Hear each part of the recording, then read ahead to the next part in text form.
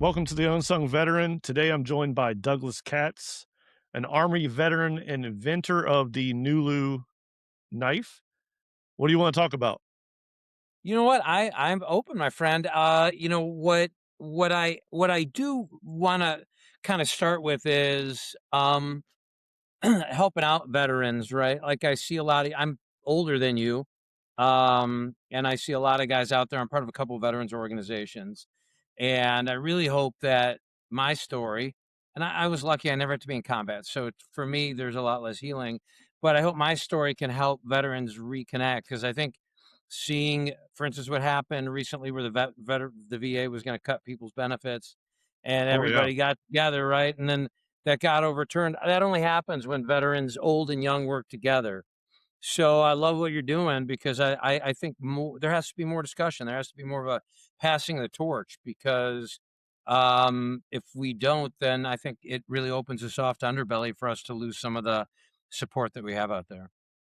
Yeah, man, I'm gonna well, dude, if you're older than me, you don't have a lick of gray hair in there, so I look at that's even with a daughter. I am gifted with that. Yeah, I'm in my 50s, and well, you're not that far ahead of me. yeah, you know what though? It's fun. I do get surprised from especially kids, like younger, like teenagers are like, "There's no way you're in your 50s." When I wake up in the morning, I definitely feel my 50s.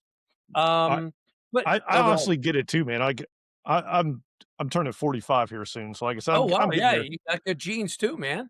Yeah, no. People all the time is like, dude, there's no way, and I'm like, Right, I was like, look at the beard closely. There's grays right. all up in. And I wish I could say it was good living.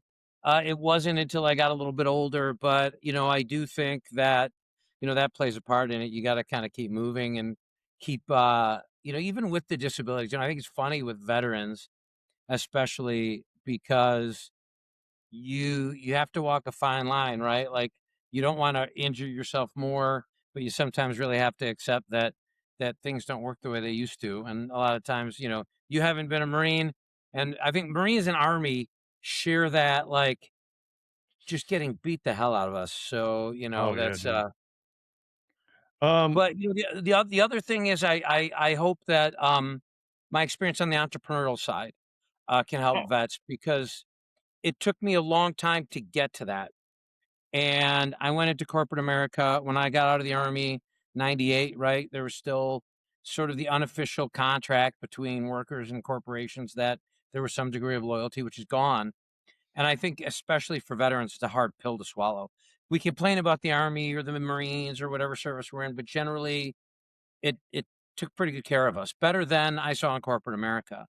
And I think when you see, from the 40s after World War II, and then to some degree after Korea, because it was a little bit less Vietnam, I think there were some real issues with veterans coming home, but a lot of veterans started businesses.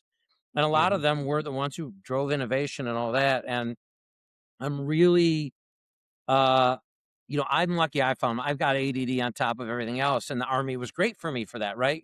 You having been in the Marines, it's uncertain environment, lots of stuff to do, all that, and Oh, that's what entrepreneurialism is.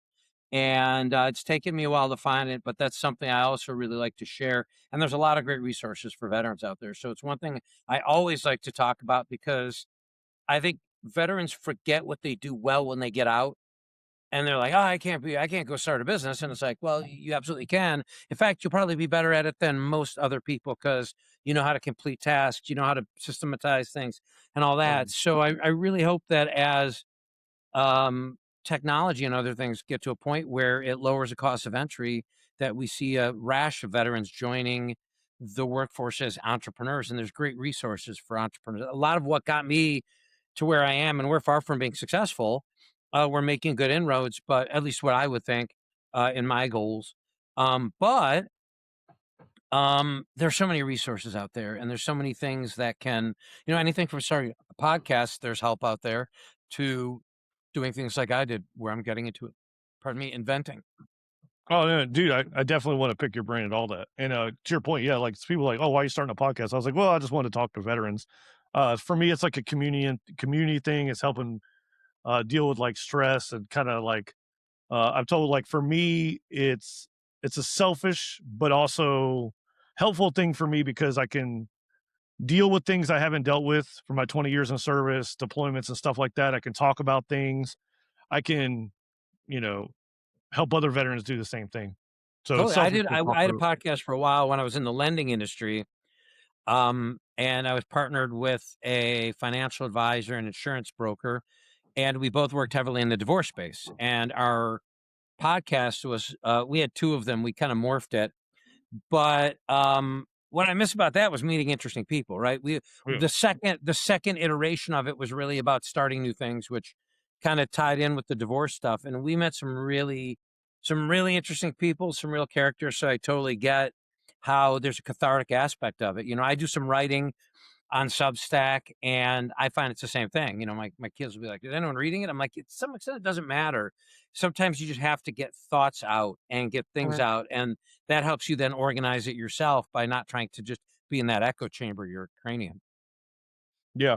Well, let's back up. So let's let my listeners slash viewers get to know a little bit more about you. So let's Sure. I mentioned you're an Army veteran and an inventor, but like, where's that start for you? Like, you mentioned you got You out know, in the '98. inventor stuff starts in my 50s. Okay. I grew up in Grand Rapids, Michigan, went to East Grand Rapids High School. Um Funny fact about that, if you've ever seen American Pie, that's about my high school. There's a kid a couple years after me who wrote it about, so it loosely, um, but so grew up, in East Grand Rapids, went into the military via the Military Academy of West Point, and, had no military background in my family, and you'll appreciate this, I actually had my eyes set on going to the Naval Academy. I wanted to go Bulldog. I wanted to be a Marine. It was right when, you know, a lot of people wanted to go aviation, so a lot of top candidates wanted to go naval aviation. So my, congressman was like, "You could go to the Army or go to Merchant Marine because you could cross commission into the Mhm. Navy." So I went to West Point, never having seen it. First time I saw it was on the bus rolling through the gates. Was there for 4 years and graduated, into the Army, of course, in the field artillery. So spent a good amount of time in Oklahoma. It's one of the longer officer basics, and then did most of my career at Fort Carson, Colorado, during a really interesting time actually, because um, it was sort of the end of the Cold War. It was when we were still training for the Fulda Gap when I was getting out of the academy, and during that time, everything sort of changed. So spent a little bit of time in Kuwait. Luckily, it was forward deployed, but it was more of a blocking and deterrent than anything. And then got out in the 90s, late 90s, when the economy was really good. And it was, in retrospect, it was really sad to me how many people got out. And it's interesting. Again, veterans will appreciate this. It's always, well, I shouldn't say always. Recently, it's dawned on me that it's odd that when someone's looking at getting out, that there's no system of like free agency where another service could say, "Hey, if you're tired of being out in the cold and all that, maybe there's a place for you in another service where you're still serving in your and your leadership and your experience." They let everybody go, and it's crazy. Mhm. So a lot of my friends and I got out. Some went back in. I didn't. But I didn't realize how much I think I appreciated the lifestyle and the people until way later on. And I think for me, well, let me kind of do the career thing first. I was started out in the rail industry, steel castings, which was pretty cool. It was like old school industry, but wasn't really my thing. Then moved to tech for about 5 years in telecom, and the bottom dropped out of that market. So I went into lending, which was a great idea because in '08 the bottom dropped out of that. And I was doing that up until the time that I started doing this, and was lucky enough, and I feel it's lucky to be in an industry that was at a low point at that point, and I think is gonna be replaced. I think that not every lender will be replaced, but I think generally the loan officer role can be done pretty well by AI. And during those Mhm. times, I was always trying to get businesses up and going, and got my MBA, early 2000s, but what really got me going was, accelerators that I got into. So there's some great ones for military. I went through what was Bunker Labs, but has become IVMF. I went through one that was called Founders Institute, not specifically military, but they offer military scholarships. There's Warrior Rising. There's all these great resources. And the difference between sort of the academic world and the actionable world of these was, I think, really what lit the fire. But from the inventing side, I had convinced myself my entire life that I wasn't mechanical, that I couldn't Mhm. build things, and it was sheer luck. Like, I wish I could say, "Oh, there was this great plan." Um, we were relocating from another town in Illinois. My wife, before that, had gotten me a class on knife making. It was like Forged in Fire was, like, at its peak. Mhm. And when we were moving, I was like, I would like to have a workshop. So I was lucky enough to have a space, and that started things going. So the knife was one invention, but I have a couple of things right now. My wife and I are bringing a product called Golfresco to market. That's a bistro table that universally mounts on the back of golf carts and UTVs. So there's some out there that you see for like trucks for tailgating. Mhm. Ours is kind of upping it a little bit, where what trucks don't typically have is like a bench on the back, right? Like, a lot of Yeah. golf carts have rearward facing seating. So our kind of thought on that is, you could go and have a drink and a picnic or do whatever without dealing with that. So for me, it was realizing that I had maybe an aptitude in doing that, and that my ADD, which I hate it be called a deficit, deficiency, or anything, because as you and I are kind of talking in the green room before starting, um, the military really is a great place for that. And what I found is entrepreneurialism is as well, where you got to color in the lines a little bit, but there's really an ability to let yourself go with ideas. So there's a couple of other things that I have on the back burner, but I like creating things. And You started talking about things that like the accelerators you mentioned, Founders Institute and Warrior Rising. well, what I found was that they're the resources if you go out there, and that there are a lot of good organizations that put their money where their mouth is. And I really, really hope that other people can experience what I did, right? So for me, I really didn't make the connection to the military until my daughter was going through the Coast Guard Academy. And I pulled out some old OERs and I kind of looked at, you forget, right? It'd been 30 years, maybe What 30. are OERs? Oh, officer evaluation reviews. I'm sorry. Oh, okay, yeah, we Sure. call them something different. We call them fitness reports. There, Oh, God. because Okay. you got, Marines are going to be fit. Right. There you go. I like that. So that's when I looked back and I was like, wow, I was much happier than I thought I was when I was in the military.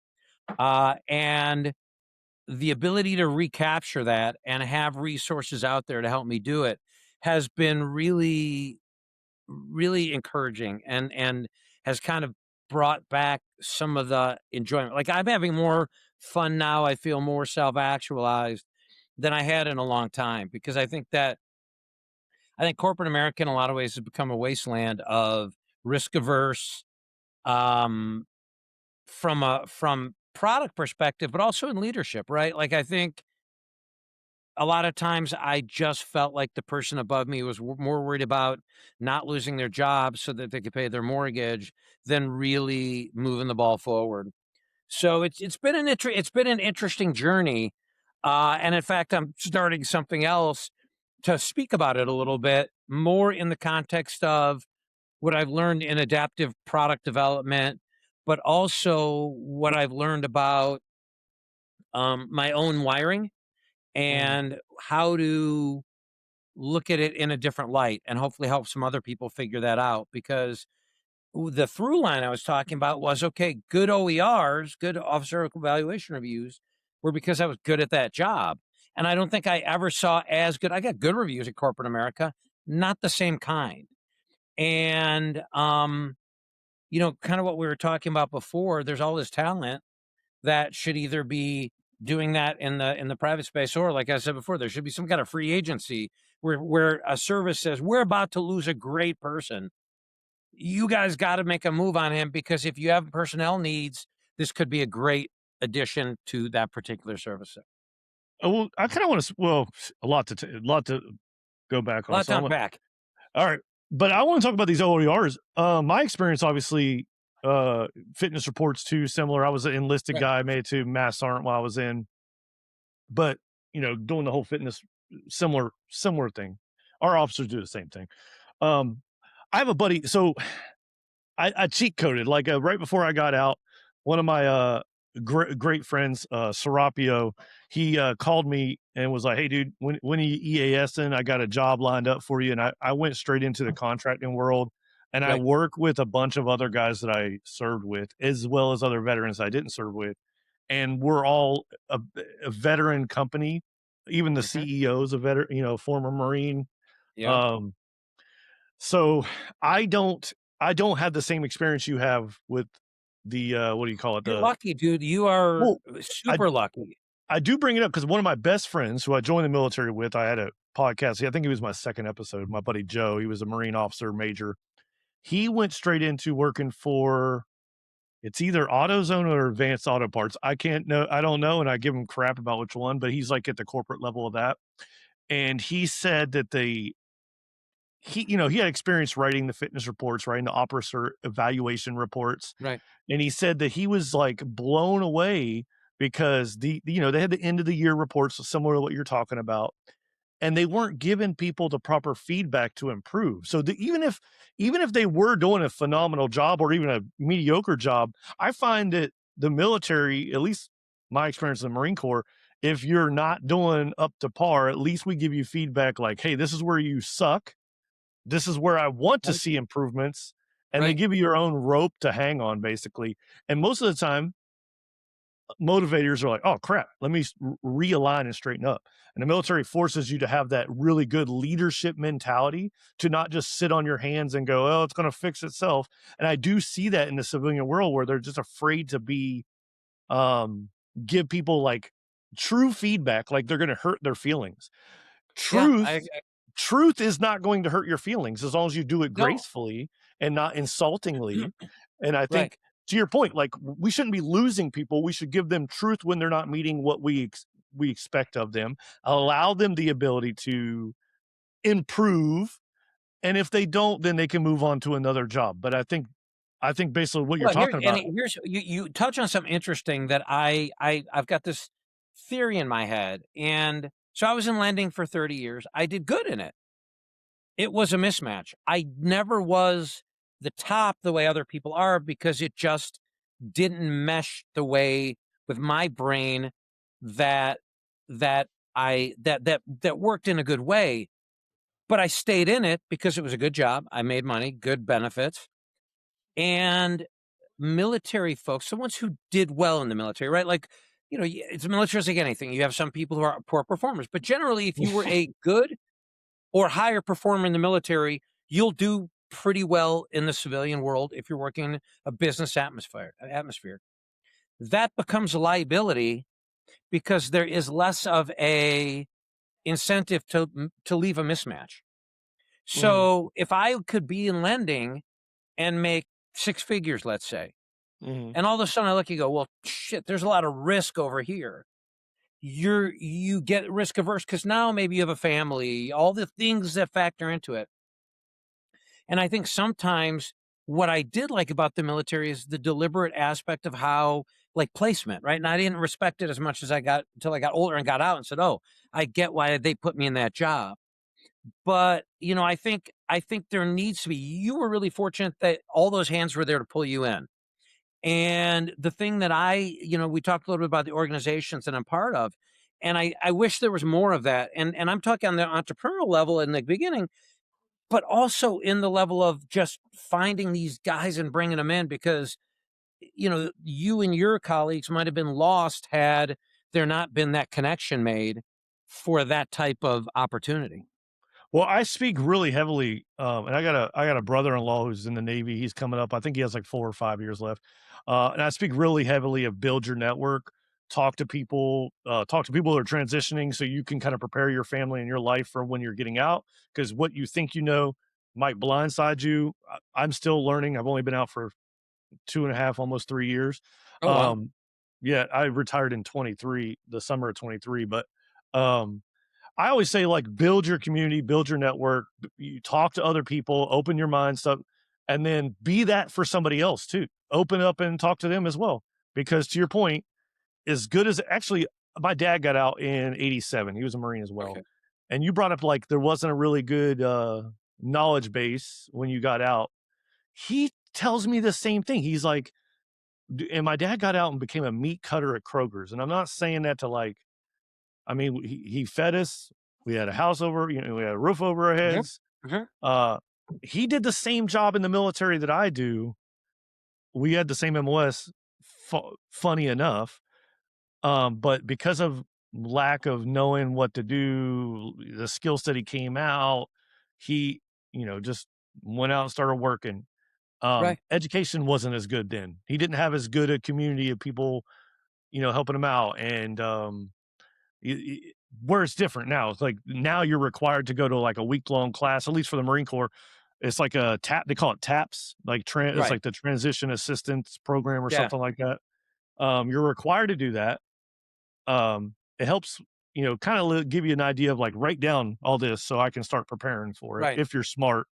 Um, those things didn't exist for him in No, they didn't. You 87 know, is when I think. when I got out, actually, because it was such a good economy, and I use the term predatory, and it's really not, right? So there were organizations that recruited junior military officers mainly, and then, they started recruiting a lot of senior NCOs as well because there's a similar Right. talent base in terms of what they were looking for in a mature level of understanding and all that kind of stuff. But Yep. they were waiting in the wings, and I can't tell you how many times I was told it's just like the army, you're going to make more money. And I get it. They have to make their job. They have to make their money. You have to do your due diligence. But it didn't really seem like the fit was like, I don't know a lot of people who were placed in a company that they ended up staying with for any long period of time. And, I think at least when I got out, these companies would hire people, but they didn't always know how to use them the right way.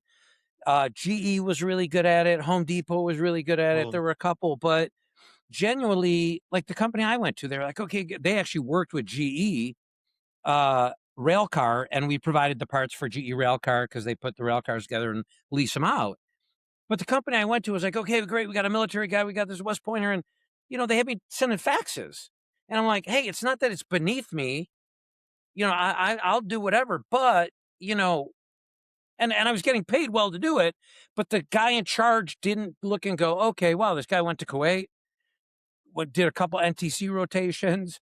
He didn't understand it. And there was another guy, a veteran from he wasn't a Naval Academy guy, he was an ROTC guy, but who'd gone through the Navy. And it was the same thing. We were both gone in 18 months. And I think that fit is so important because I'm guessing when you got pulled in to what you do, um, they knew that they could depend on you to have some autonomy and to make yep. decisions and to do all that stuff. And that kind of goes back to what I was saying about corporate America these days. And again, all I could talk is from my experience, but it wasn't like, hey, we got these guys who have done amazing things, guys and gals, of course, but let's let them run. And that doesn't Oh yeah. happen. I just don't think it's out there the same way. So, I'm hoping that there's a next wave of business owner, it's funny with entrepreneurialism, I think some people look and they say, you gotta be the next Elon Musk versus saying, "No, running a great contractor business," or whatever. Where I live, actually, it's interesting, this isn't specifically military, but they're finding blocking and tackling type businesses, right? Businesses, anything from maybe a laundromat to, maybe a contractor or whatever, where there's no succession plan. And Mm, they're trying to marry people up with somebody who wants to start a business and somebody who's wants to retire but has no one to take it over oh yeah.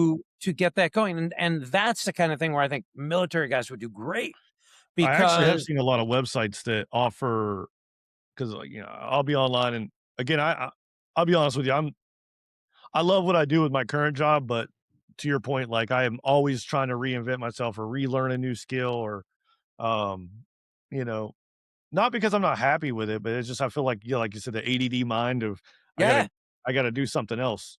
Um, but I did look into like there's some websites, I don't know the name of them, where they have like these small businesses. You mentioned Yep. laundromats, like uh what do you call it? Gas stations, Yeah, it runs stuff the like that. gamut, They're like, right? hey, we're Yeah, retiring. Who wants to buy this business? It runs itself. right. But they're taking a step further in my county. I got something in my eye, sorry. In my county, where they're trying to have a transition period, but also help people find capital and things like that to be able to really to make the hard parts of a handoff like that a little bit smoother. And I think that that's where this Main Street capitalism is where military guys could really start to monetize the skills that they have, and you're always going to make more money working for yourself, especially military people who don't work on a 9-hour day or 8-hour day. You know, When, they're when, going to get the job done. when you talk about risk, and how many years did you serve? I was in, if you count West Point, which technically was active duty, Yeah. 4 years there and 5 years active duty in the Army. Okay. And I only ask because like we talk about risk, and like for me, I retired after 20 years, so I have a pension. I got locked into the old retirement system, and then VA compensation for injuries and stuff, right? Yeah, Um, um, and then I got a job. But like talk about risk. I mean, like I think more veterans, if they're not happy with what they're doing, and if they did retire, and it doesn't always apply to everybody, right? But right. like, or they have some type of VA compensation, um, that gives you a ability to take a little bit more risk because you have some money coming in, right? To I do things love like it. you're Yep. talking about. And I'm a disabled vet, so I don't have my retirement, but I have enough issues, Right. and I always talk to people, including my family, that it's an investment. It's an investment back in me. So I could look at it and say, okay, well, I'm just going to add it to the pot. Or I could look and say, I'm starting a business and I have this money coming in. And either I could just say, well, I'm just going to, again, sort of make this passive thing, or look and say, okay, I'm being sponsored. I'm sponsoring myself, right? Right. The all the crap that doesn't work now because of my service, I now have a resource, and I think you're right, and I think that's where that opportunity really exists because, the best realtors I dealt with when I was in lending were, were ex-military who had a pension, retirement or disability or both, because they could focus on the business Yep. and be in a situation where they could say, "Okay, bills are paid, I have medical, now I can use all that to grow a business." And starting a business, right? Like my knife business, I think I've been at it for about 2.5, 3 years now. Okay. We really launched the product last June, but there's a lot of runway. And, I look at when I first talked about entrepreneurial pursuits years ago, like when I first started, and now, and I am getting a little bit more sympathetic to not everybody has resources that I had, and I can help some people find the same ones.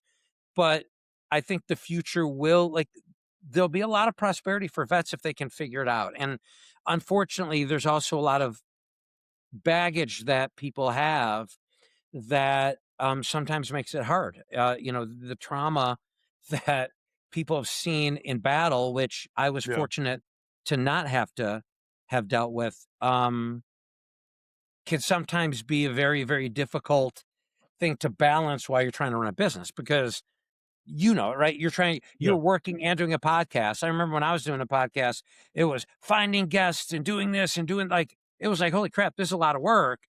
And if I couldn't monetize it, it just didn't make sense to keep going. Oh, that's So, perfect because yeah, I mentioned, yeah, finding guests. Like I came across the Podmatch website, which has put us together, but yeah, getting guests on a platform where they're like, "What do you talk about?" And I'm like, "I just want to talk to veterans. That's all I want to do." I'm right, like, right. But you know what? You have an interesting format because I'm on about a podcast every other day or every 3 days because Podmatch is really good. And it kind of intersects a couple of the different things, like some entrepreneurial, some ADD yeah, related, some veteran. And I, by the way, do want to get you hooked up with my partner on Golf Fresco, which is the golf okay, table. He's another vet. who went into Okay. manufacturing, and has a great story as well. So I'll get you his info. But um, oh my god, I lost my train of thought because I wanted to make that connection. But I think it's being able for them to balance that all of the, hey, I'm going to start a business. Hey, I've got all this stuff going on, and then getting the help, right? And I've wanted to build businesses around veterans. So as Mhm. we continue to grow, I want to bring some of these guys in and help them find their way. Because I think again, I thought you were younger, but a lot of the younger vets that I come across it's just hard. They're having a lot of the challenges that young people are having anyhow. That is Mhm. that is amplified by their military experience. Yeah, no, I have a couple guys that work with me, and to your point, like, they don't have the pension, whether they have, and I'm trying to change the language, it's not me, I'll whatever, the VA, disability, I like to call it compensation now because, You're right. especially with especially with that thing that happened, what was it, like a month ago, or it was like a couple weeks ago, where they were talking, they were changing the laws on, oh, if the medication improves your ability, then we're just going to change your rating to the medication's improvement or Yep. whatever. I didn't read in too much because Well, truthfully, and by the way, that politics. was after they said they wouldn't do it, Yeah, that was after right? they said, well, now I guess they've reversed it, thankfully. I Well, look they at it the they same way. paused it. They paused it, and then people went absolutely batshit, and they're like, "We're not going to do it." Yeah, Um, yeah, yeah. But they didn't and get rid and of I it. agree with you. I love that you're talking about it from a compensation perspective because my kids will be like, "Were you ever not jacked up?" And I'm like, "Yeah, I was, but the army did surgery on my nose that had gotten smashed, and they screwed it up." Right? Yeah. So I can't breathe. And for them to go back, I would end up potentially with a perforated septum. Well, I really don't want to do that. Can medicine help sometimes? Yes, but it not all the time. And medicine has side effects. Oh So yeah, for for sure. for me, when they talk about, hey, can you take this? Well, I don't necessarily want to take it. I'll maybe deal with some of the pain to not have my kidneys shut down at a later point. So I was glad they made that point. But the other thing that, I'll get on my soapbox and do a PSA is not enough vets do pursue that and pursue it in a meaningful way where they are truly compensated for the sacrifice that they made. And it's not on a par with the sacrifice necessarily of dodging bullets. But if you still sacrificed your knee or your hip or anything in defensive service of our country, then it counts. And I come across when I was in lending, especially, in lending, if you're 10%, you don't pay the VA funding fee. So a Mhm. lot of guys were like, what's 10%? A couple $100. Hey, right now, I would take a couple $100. So I am pretty evangelical about people going and getting a VSO first. I don't like the companies that charge you. No, I Get a think they're VSO, and they're a ripoff most of the they time, are a ripoff. And and they have you defraud, and they try to get convince you that you have injuries that you don't have. right, right. Whereas then you start worrying about your compensation, right? Because I got asked when that came out, "Are you worried?" I was like, "I'm not worried because I had a VSO. I went through my medical jacket. Right, Everything that I've got compensation for is black and white in my medical record. There is no I didn't right. go and, like, tell the stories. I was like, so I didn't hire some headhunter to get me any more compensation that I needed. Yep. I worry I about some of those companies too because I do think they're like, 1, they steal your money. 2, Yeah. they make you feel weird. Like, I don't know. I agree with the VSO comment. Yeah, no, I and did the a VSOs, what I found with VSOs, and we had an amazing guy in my county. Again, they have their own VSOs. But what I found was they were very good at translating. Forget everything you learned about lacing the boots up tighter and going 3 more miles when you blew your ankle out on a ruck march. What they say is be honest about the issues that it causes, right? So if you can still go out and run 2 miles, but afterward you have to ice your knees and take a bunch of anti-inflammatory stuff, you're still disabled in my book because other yeah. people don't have that. And it was a direct issue from the military. So I think there's a really good balance people have to strike, but I always get frustrated when I hear, "Oh, like, only take what you need." Well, who the F are you to tell me what, it wasn't, "Hey, only take X amount of my knees that you need when you deployed me." Yeah. And, that's the one thing I think that has gotten better where people are talking about it, and that the mental health part is thrown into it, because I Yeah, the think mental that's a health is huge. hugely. Now, the other thing Well, I will say is, the VA care I've gotten has been second to none. I will yeah. put it People who tell me the government can't do it right, I a couple of months ago, I had what could have been a stroke, it ended up not being that, but, when I called the VA, they're like, "Why are you even calling us? Just go to the emergency room." And their follow-up, because I had to wear the heart halter thing, Mm. their follow-up was better than the private insurance industry. Oh, wow. I So haven't the went other to the part VA about. healthcare yet, so Oh, you haven't dealt with that? Okay. I mean, I have a I card, but I have TRICARE, so I just go through TRICARE still, so okay. So I go through there's we have, a couple of really good VA hospitals because 'cause I'm in Chicago metro area, but even if they send you to private insurance, their follow-up was amazing. Mhm. And, that's why I was so pissed off when they were trying to change some of the rules. But, I tell these vets, I said, "You guys gotta get everything that you are entitled to for your service, and it is compensation for that."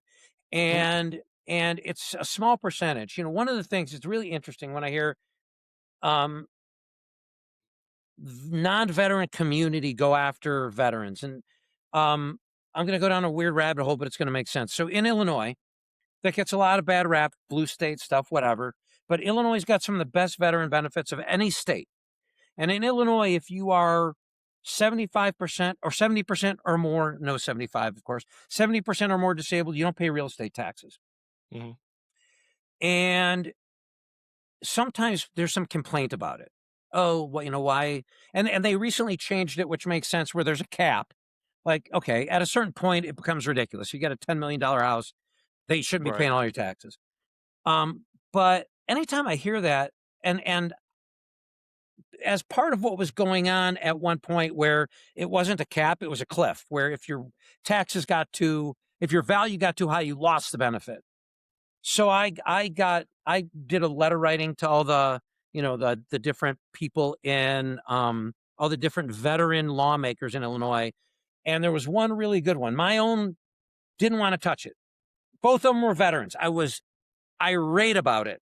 Yeah. But there's a representative, Kifwat, I believe her last name was, former Marine, and she ran into the fire, right? And said, "Hey, we're gonna fix this. We're gonna make it the right way." I think she's up for our comptroller now, which is great. But so they fixed it, but people still hem and haw, right? Well, why should they get this? And I look and I'm like, okay, what percentage of the country volunteer to go? Like, what percentage are veterans? And then what percentage are 70% or more disabled? If you look at a bunch of Army and Marine, it'll probably be pretty high. Air Force, Navy, and Coast Guard usually is a lot lower because unless you had, some type of really bad accident, you're in a more controlled environment. Mhm. So when you do the math, it is mouse nuts in the big picture.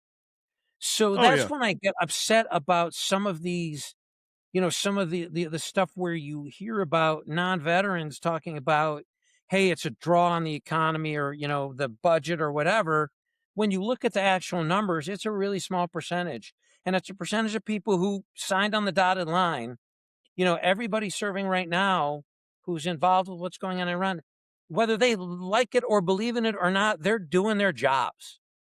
Mhm. And that's when I get pretty frustrated when I hear that stuff and get pretty fired up about it. But I'm glad there are guys like you out there who are, spreading the gospel on that, as well as go get what you're entitled to. And it is a compensation for what you did.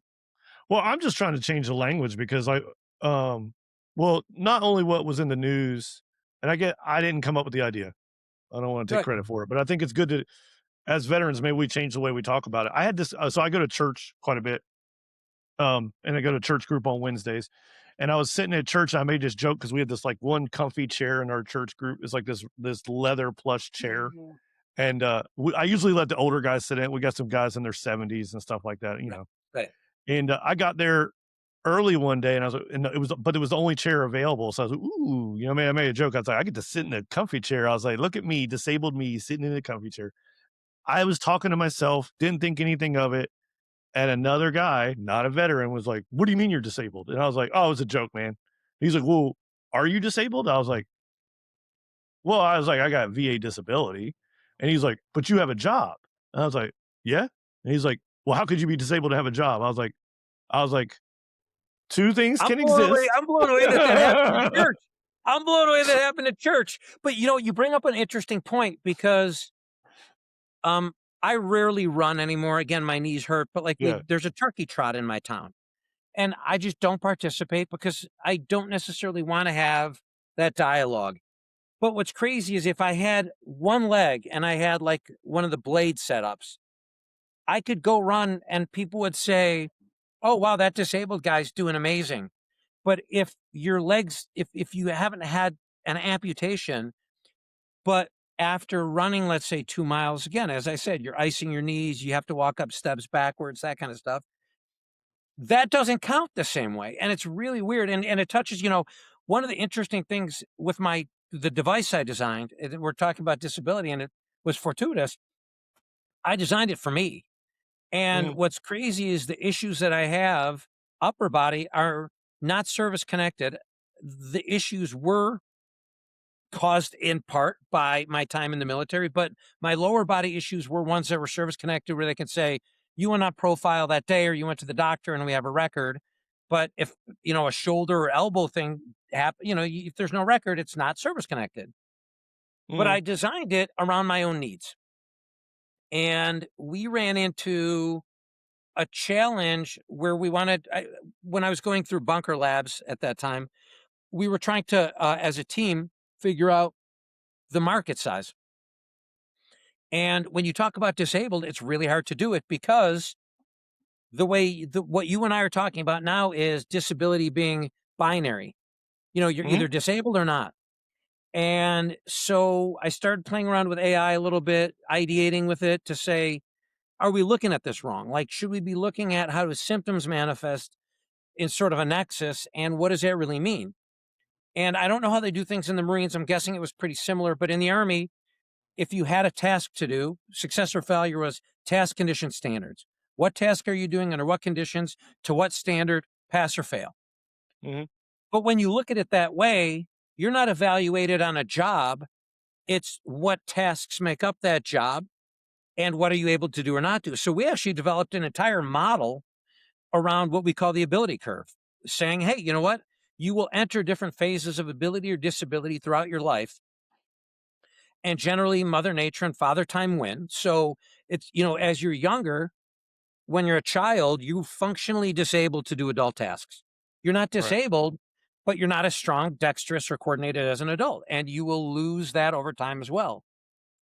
Thinking that way has helped me a little bit understand my own physical and cognitive wiring and all that, um, in a way to say, okay, it's a matter of understanding it. Because usually, maybe you're disabled in one spot, but you're probably picking something up in another area. Right. And I'm not just talking like, okay, people who are sight impaired usually have heightened senses to it, but it's, they're not becoming daredevil, but maybe they're hearing the way that they hear people is better. Their listening is better, not their hearing. And I think that that's true across sort of an entire landscape, but that's not how we look at disability. And that No. person's reaction to you was this binary Cro-Magnon, black and white. Oh, you can walk, you're not disabled.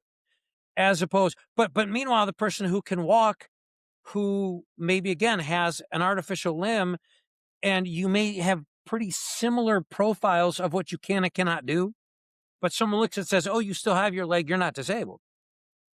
And I think that has to change. That's partly what my team and I are doing with some of our development is to say, we should be thinking about disability much broader. Oh, yeah, Because the other absolutely. thing about it, and when you're in the service especially, you understand you're a second away from disability. You're a second away from life and death, but everybody's a second away from ability or being very disabled depending on what happens. You get hit by a car, you have a stroke, whatever. And Well, people just need to start thinking that way and connecting with their own mortality and what that means to understand disability. And I think if they did, there would be a lot less discussions about things like VA disability. yeah, I agree with everything you're saying. And I think if they applied what you're talking about, um, and maybe they do, I'm not really in there, but like different varies of disability and task and stuff you can do. Um, Are you saying on the VA side? yeah, Well, no, I think that would. I'm talking more corporations should be doing this. I'm talking No, I more. agree with that Yeah, too. I think yeah, across the board, yep. because I honestly, um, I mean, not to go too much in my own thing, but like you talked about mental disability, and there's so much disability. Like there's different injuries you can receive from military service or any other job that may not be on the outside of you. That's what you're saying is like you may not even know this person's dealing with it. Um, Well, it could be physically and chronic pain, it cognitively, could be right? Like, mental, right. it could be whatever. They could be dealing with a post traumatic stress disorder, which PTSD is not only military related. Somebody can have PTSD from a car accident. They can have Well, it beyond that, from. even physically too, right? Right, You don't right, know right. if that person sitting next to you is in excruciating pain. Yep. And a lot of military guys might be, and I keep Mhm. saying guys, but I mean, of course, service members, might be in excruciating pain and just are not showing it because that's just not in Right. our wire. Sorry to cut you off there, but No, this absolutely. is where it's got to be more of an understanding of like, hey, uh, the paradigm that I view things is not necessarily the truth across everything. I just think the easiest thing they can change to help the public with the image though is we are all familiar with a thing called workman's comp at the Yep. corporate level, or if you're working for Walmart and a pallet falls on top of you, you're going to receive some type of workman's compensation for that Right. injury. Uh, Hopefully, you hire a lawyer and get everything you deserve for being Right. injured on the job. If you say that a veteran now who's served, whether it be 4 years, 20 years, whoever, they've probably received some type of injuries while doing their work. They should be awarded the same compensation without somebody in the public going, "We need to take that away," because it's exactly what it is workman's comp.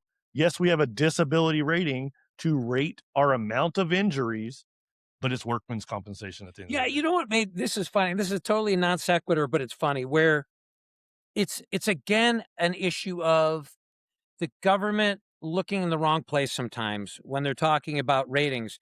When I was getting evaluated, I went for, I don't remember which issue it was, but I was evaluated twice with the same test. Once was for like the compensation side, and once was for the treatment side. And I Mhm. said, literally, I was like, I got this test 2 weeks ago. Oh, it was hearing. It was hearing because I got hearing loss.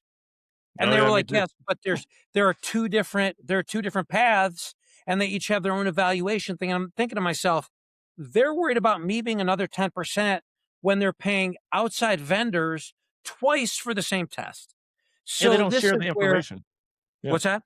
they It don't share is. their information. Totally.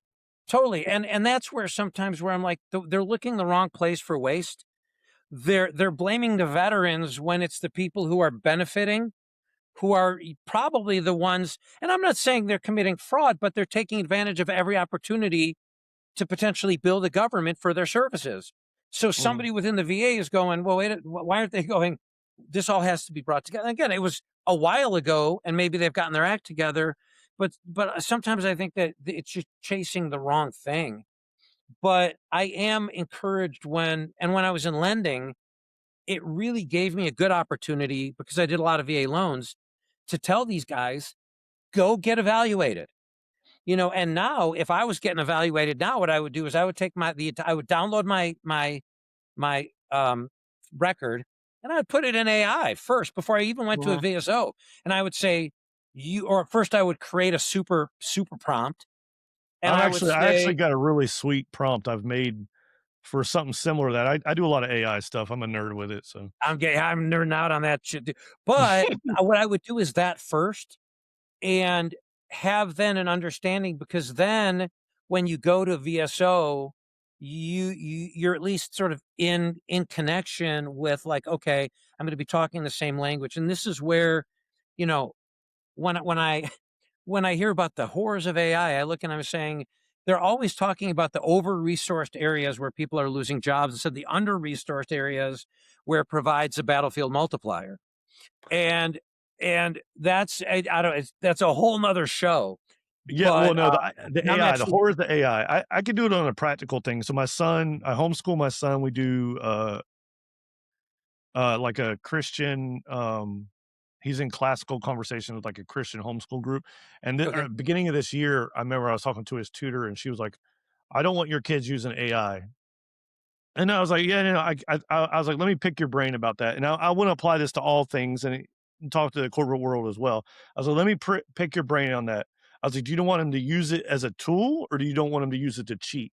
Because I agree with the cheat. I don't want AI to write his papers, but I was like, if he could use AI to help him do proper research, to comb the web, to give him resources to help him, you know, set up his paper in the MLA format, to do all that as a tool. I'm going to teach my son how to use AI because the industry is going that way, and I don't want him to be behind. You So I know, was like, right, oh, so, totally. And it's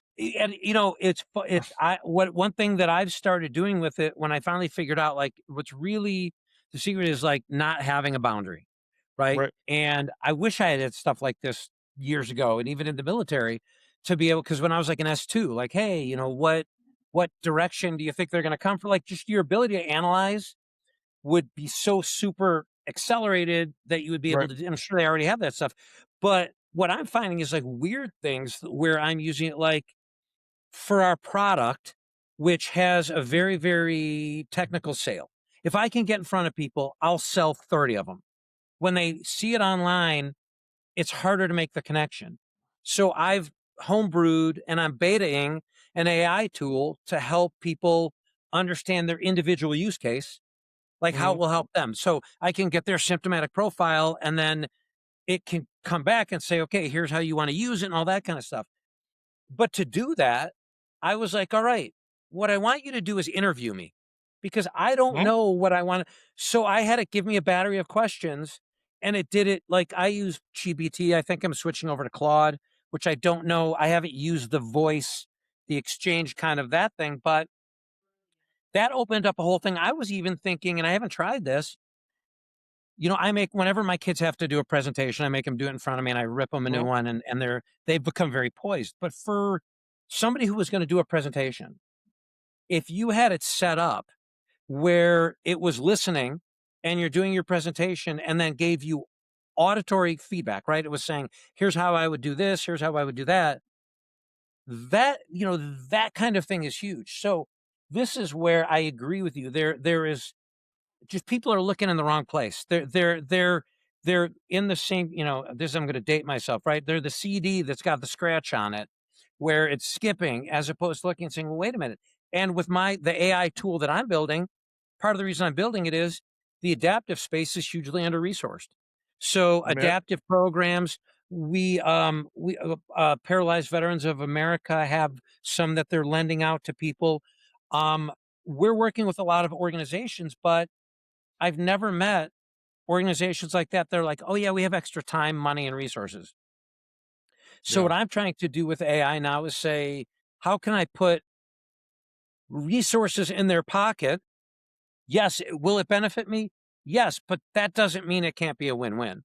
So, yeah, I'm loving this stuff right now. No, I mean, I think it all ties back to each other. Is like I said, you use the tools you have to make you more. Because you talked about entrepreneurship. I can't talk right now. I'm redneck, so I'm sorry, but It took me 2 I years to always say about it mispronounce without things. thinking, Always right? But you talk about, like, using, resources, getting your compensation for injuries. AI, this plays in the same boat. Like, there are things out there that you shouldn't look at as like, "Oh, that's just gonna end whatever," and you go, "Whatever." Okay, it exists. Let's use it for what you need, right? Um, and then Well, and building also products to help others too. I think that's really awesome. 100%. And well, and I think that military leaders, right, especially senior NCOs and officers, the reason that we're successful, more successful than the Russian army, and back in the day it was the Soviet army, they have to follow they follow a plan. Mhm. and they don't deviate, right? They have to execute, and to get it, they have to call up and all that kind of stuff. And to my knowledge, what you're seeing in Ukraine is that hasn't changed a They lot. It's still do very that. much top down. They And I still very much remember, and I don't know if they joked in the Marines about it the same way, but the joke was that they had all our manuals, but it didn't help because we just didn't follow them the same way because there's a lot of on the ground autonomy. But the reason that works is you build good teams and you get good feedback and good information. You're like, okay, I can make the right decision because I have all these good resources giving me the right tools and resources to make the right decision. That's what AI and a lot of these tools have become to me, is to say, I don't know this stuff. Help me get the right information. But to dovetail on what you were talking about with, it's your son, yes, Mhm. is what I found about AI, and my kids don't use it as much as me. And it came to me one day. It's because I know the right answer. So I'm not trying to get the right answer, or I know what the right answer should look like. So if I'm doing some modeling for marketing, Right. and not like modeling, I'm not a good looking guy. I'm trying to model, let's say, a marketing theory or something. I know what it should look like, and it's filling in the cracks. Mhm. And a lot of the other platforms have figured this out. Like, we do a lot on Amazon. Amazon's AI tools have become amazing. Okay. So for people who are listening, or like maybe they want to start a business, if you start a business like drop shipping or whatever, you've got great battlefield intelligence. It's the best way to put it. Is all of a sudden you have a complete array of all the staff officers or NCOs that you would want, who can give you all the information. And it's like nothing in my lifetime. And again, I've been out of the Army for 30 plus years. It's never been like this, the ability that is just, it's incredible. And for people who are wired, you seem like you're wired pretty similar to me. It could be a bonanza. It's just getting these folks into the right frame of mind. Yeah, sometimes I don't know what to do with my hands. With like, cause like you said, like the entrepreneurship for me, like I don't necessarily like. I think the podcast is where I'm at. Like I Right. really enjoy doing this. It's a passion talking to other veterans. It gives me the space to grow. Uh, I'm not doing it for clout or money, but um, yeah, like I think to your right to your point, like there's so much. I think somebody mentioned again. I don't. I'm gonna I wanna say it was Elon Musk, but saying AI was gonna make it's gonna turn make it a bunch of millionaires here really soon, if people know how to use it correctly. It's kinda like how the internet boom happened in, what was it, the early 2000s or the late 90s? Right. Because there was a big Right. fight against the internet too, I'm sure you lived that, like, "Oh, the internet's gonna whatever," and boom, boom, it makes all I these I companies. was going It's funny, I was going through grad school at the time, and you'd go to networking events, and this is where I think it's a little bit different. And, everybody, "Oh, I'm gonna start a online store that sells whatever," right? And there wasn't the degree of imagination, realization that there is with this, to just be, I mean, literally just to come up the table that I came up with, right? Like, a lot of that was being able to play around with different designs and things where I don't draw well. I don't have that capability, but the ability to do that, or to do my, it's just, it can do so much if you use it the right way. And that's why when I hear that the AI companies are focused on creating like AI girlfriends and all this kind of horse shit, it I drives don't me crazy because, again, I keep going back to the under resourced things. And I look at it. I wrote an article for my blog just recently about, like, this is the chance to almost create antitrust through shock and awe. Like, we Mhm. should be a massive drone strike of small businesses that are running circles around these big businesses, right? Like, if you look at what's going on right now in the Middle East, like when we shoot down a drone, we're using a Patriot. And it's like, okay, let's, however many million for whatever, right? We can, we can clone that, I think, in the business world, and have so much innovation and so much um, business creation, that things like, another thing that I'm very, very, I shouldn't say very, very, I'm very involved in, is IP rights and patent rights, really. because right Mhm. now the patent system is broken. It heavily leans. Citizens United screwed us all. So right now, your patent is really not worth anything. I mean, you have to have one, but your patent can get invalidated, not because You talking someone about can for say, inventions?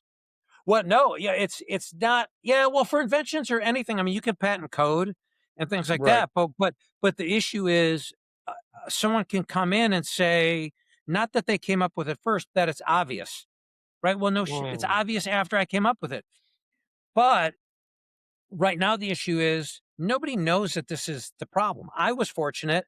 A friend introduced me to somebody who had gotten screwed over, and I joined a group called US Inventor, which is an amazing group that fights for inventor rights. But you see how big business really impacts the ability to get out of the gate, and how, at least in our current configuration, hope of any congressional involvement is pretty limited. Thomas Massey's doing some great stuff. I'm trying to think. There's another one. Kaplan, I think her name is. Margie Kaplan. I know I got it wrong, but they're awesome in doing that. But it's my belief that it hasn't become an issue yet where enough people are like, no, we are not going to stand for constitutional rights over property being trampled on by big Mhm. business. So this is where I think where AI can help get all these businesses going, and where people now have the ability to code with AI and do all kinds of crazy stuff. IP becomes super important. Yeah. This could become the lever where all of a sudden there's class action type attacks on big companies whose goal is regulatory capture and stomping out innovation, right? You hear people like Elon Musk say, well, patents shouldn't even come into play. Like, you should have a good enough business to defend your patent. My guess is he wasn't saying that when he was in a garage or whatever, coming up with PayPal or whatever, the first businesses that got him Well, yeah, rich. he did And what?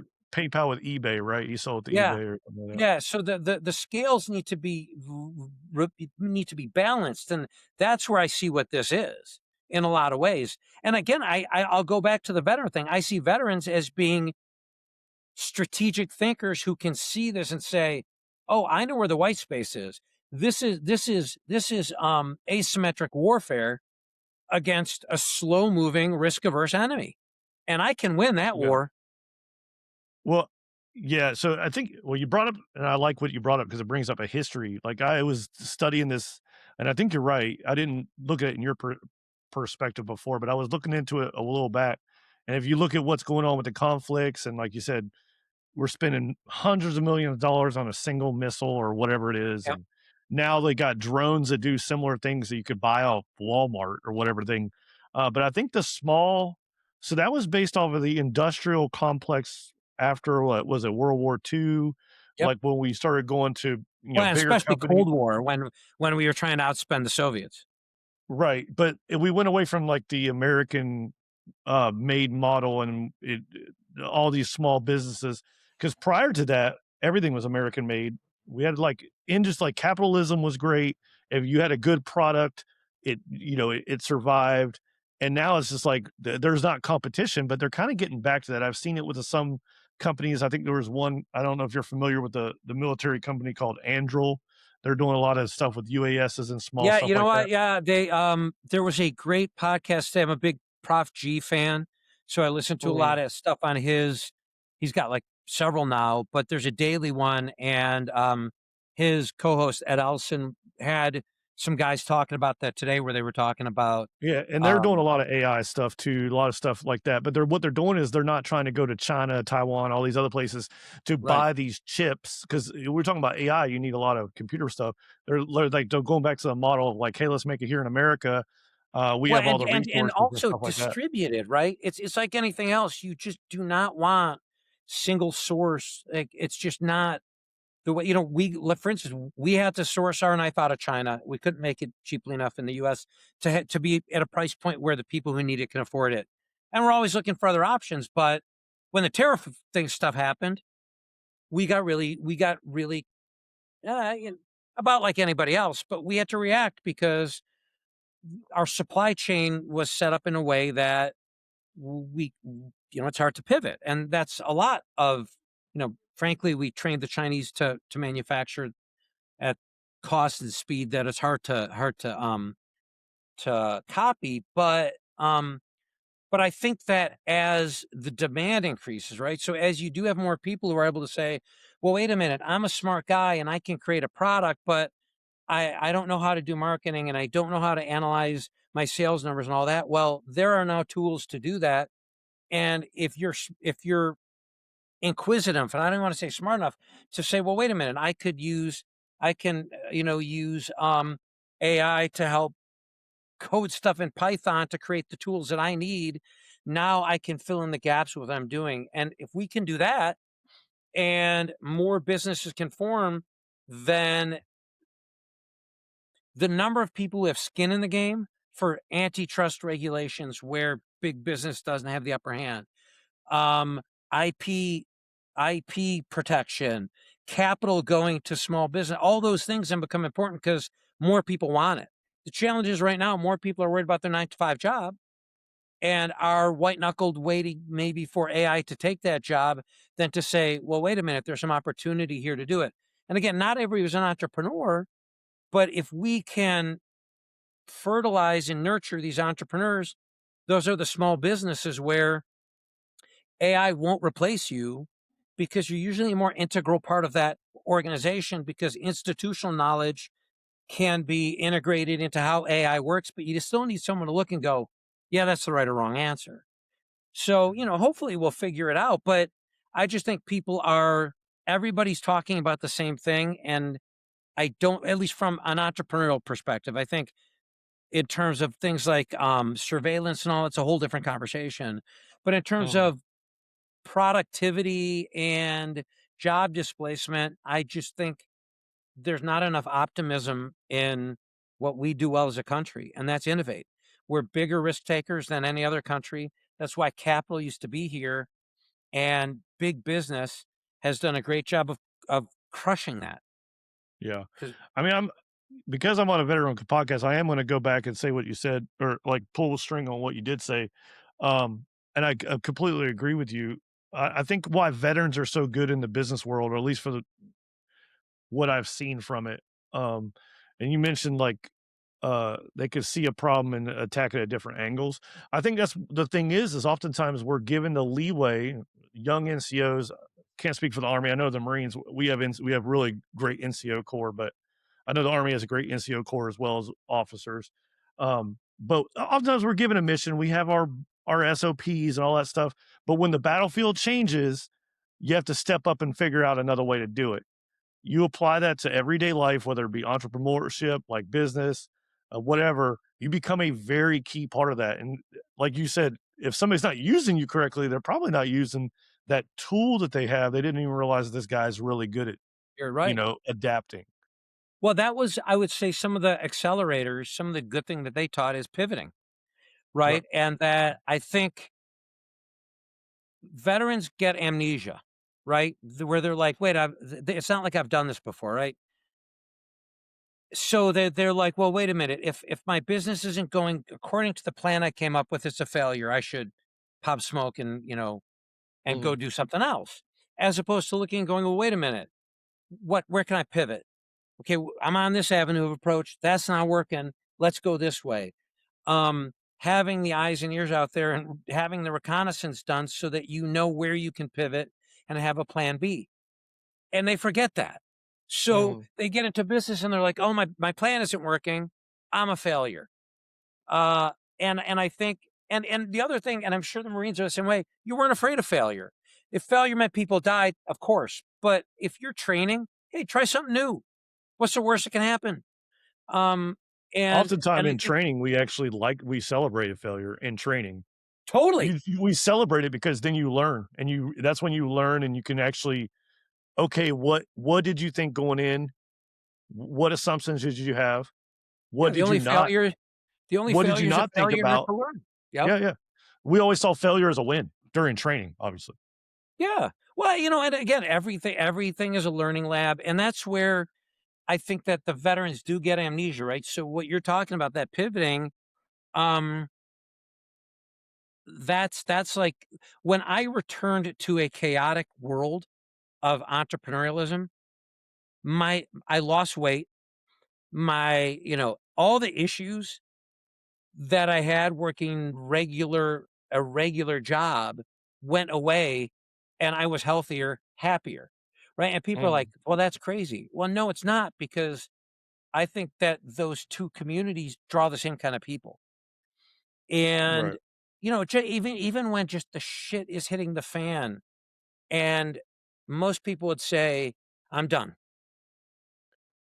Veterans, many of them are able to say, "Okay, there's a way to get over that hill, and I'm not gonna quit until there's no bullets in the gun, no water in my canteen, no fuel in the vehicle, and then I'm gonna walk, and I'm gonna put a bayonet on my rifle, and I'm gonna keep going."